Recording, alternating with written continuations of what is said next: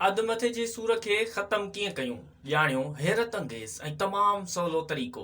अधु मथे जो सूरु ख़तरनाक हूंदो आहे, उनखे माइग्रेन बि चयो वेंदो आहे, जंहिंजे थियण सां इंसान खे तमामु घणी तकलीफ़ बि थींदी आहे। अधु मथे जे सूर जा मरीज़ कंहिं बि कम में दिलचस्पी नाहिन वठी सघंदा। हू सिर्फ़ तकलीफ़ुनि में हूंदा आहिनि ऐं हुननि जा हथ रुॻो मथे ते हूंदा आहिनि।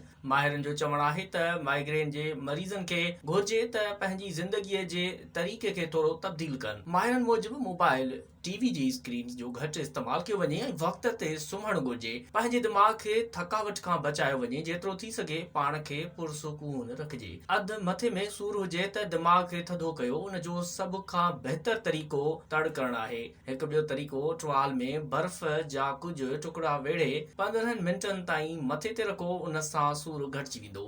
मथे जे वारनि खे ॿधण सां बि मथे में सूरु थींदो आहे। उनजे करे वारनि खे ढरो ॿधणु घुर्जे। अहिड़ी रीति जेकॾहिं तव्हां मथे ते स्कार्फ पातो आहे त मथे जे सूर वक़्तु उहो लाहे छॾियो।